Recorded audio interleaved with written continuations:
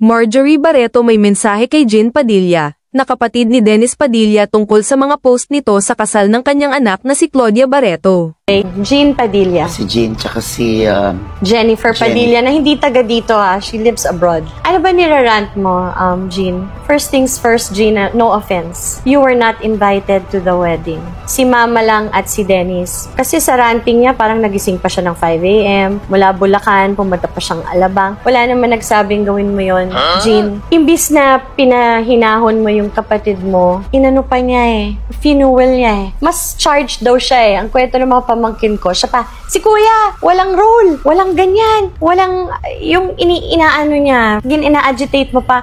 Alam mo, bigla kang nag-post, di ba? Parang it's just so, hindi ka invited, Jean eh. With all due respect, my daughter has no recollection of you. Wala kayong naging relasyon. Jennifer, Jen, you're really Jen. Grabing sakit ng mga sinabi mo. May wish pa na lang araw. Why? alamin niyo kung saan Nandun ka ba? Nandun ka ba nun? Nakita mo umiyak si Mama? Totoo? Dennis, mabait ka ba talaga kay Mama? Mo nga pinapansin si Mama eh. Pinapabayaan mo, I know the truth eh.